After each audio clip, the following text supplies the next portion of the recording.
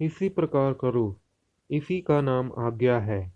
और यह मत इसी प्रकार करो, इसी का नाम आज्ञा है।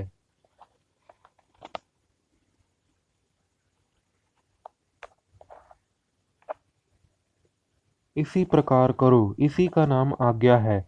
और यह मत करो, इसी का नाम अनुशासन है। इसका नाम अनुशासन है। तब उसके शासन के अनुसार बरतना साधु भाव है, और विपरीत करने का नाम असाधुपन है, जो सब में नहीं दिखाई पड़ती। विपरीत त्याग ही साधुपन की रक्षा है। पुत्र को निग्रह पूर्वक शिक्षा देने से पिता दोषी नहीं कहा जाता। निदान पूर्वक रोग का नाश करने वाला वैद्य निर्घृणा निर्घृणा अथवा कठोर नहीं, प्रत्युत दयावान ही कहा जाएगा। इस कारण सर्वथा दया करना ही गुण है। कार्य होने पर दया समत, अन्यथा समत है, असमत है। कार्य होने पर दया समत, अन्यथा असमत है। यह बात उचित नहीं। सोच तो यह है कि मूर्ति आत्मा वाले रागादि दोष होते हैं, परंतु यह दूसरों में होते हैं, शिव में नहीं। काली माँ युक्त शिव में नहीं। यदि काली माँ युक्त तांबा अग्नि में रखा जाए तो उसके संसर्ग से अग्नि दूषित नहीं होती, किंतु अपवित्र वस्तु अग्नि के संयोग से शुद्ध हो जाती है। ऐसे ही आत्मा संसर्ग से शुद्ध करने से शिव किसी प्रकार अशुद्ध नहीं है। शिव संसर्ग द्वारा शोधन से आत्मा शुद्ध हो जाती है। सबको नियुक्त करते हुए शिव अनुग्रह करता है। उपकारक शब्द को ही अनुग्रह कहा जाता है। उसके हित रूप होने से शिव सबके अनुग्रह ही करने वाले हैं, परंतु बिना चेतन क्रिया के वह कर्ता भी स्वतंत्र कैसे हो सकता है। मलिन आत्मा की ही जीव संज्ञा होती है। कर्म और माया से ही इसका नाम संसार पड़ा है, और कर्म तथा माया का अनुबंध कारण से ही उसकी जीव संज्ञा है। ज्ञान ऐश्वर्य आदि की विषमता ही ऊर्ध्व अध भाव को प्राप्त होती है। ऐसे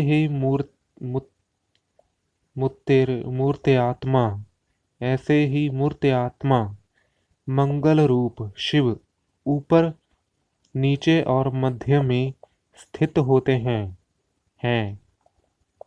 निकट की समावेशता 3 प्रकार की होती है, जिसमें आत्मा नीचे, अंतरात्मा मध्य में और परमात्मा ऊर्ध्व में स्थित होता है। यह निश्चय है कि संसार में सभी दुखी हैं। संसार दुखमय है। फिर स्वभाव के विपरीत दुख अदुख कैसा? रोग में वैद्य कारण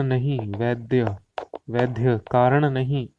संसार के कारण तो शिवजी हैं। यह वैषम्य है, यह वैषम्य है, परंतु इसमें शिवजी दोषी नहीं, क्योंकि सब कुछ तो स्वभाव सिद्ध है। तब दुख होने में शिवजी कारण कैसे हुए? मनुष्य स्वभाववत संसारी है। मल और माया तो अचैतन्य है और यही संसार का कारण है, जो शिव सानिध्य में प्रवर्तित ही नहीं होने देती। इधर शिव सानिध्य से ही इधर शिव सानिध्य से ही चराचर स्थिति है।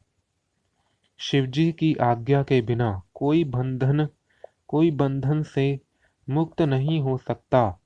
उनकी आज्ञा से तो मोह प्राप्त ही नहीं होता, क्योंकि शक्ति तो उनकी आज्ञाकारिणी है। वही सारे संसार का नियंत्रण कर रही है। फिर उस शक्ति से भगवान कैसे दूषित हो सकते हैं? इसी समय आकाश से वेदवाणी सुनाई पड़ी, जिसमें ओम ओम ऐसा सफुट शब्द सुनाई पड़ा, जिसे सुनकर ऋषियों को बड़ी प्रसन्नता और आश्चर्य हुआ। उनकी सारी शंकाओं का समाधान हो गया।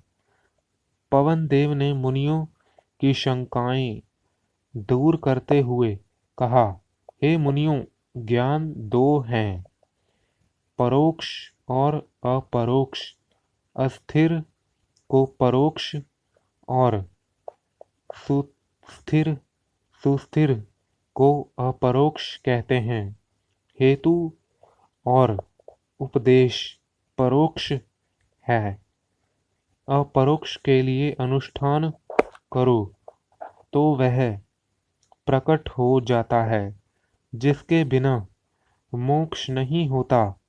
इस कारण आलस्य त्याग अनुष्ठान करो, जिसमें तुम्हारे कार्य निश्चय ही सिद्ध हो जावें, प्रयत्न से बढ़कर कुछ नहीं। इस प्रकार श्री महापुराण सप्तम वायवीय संहिता का 31वां अध्याय समाप्त।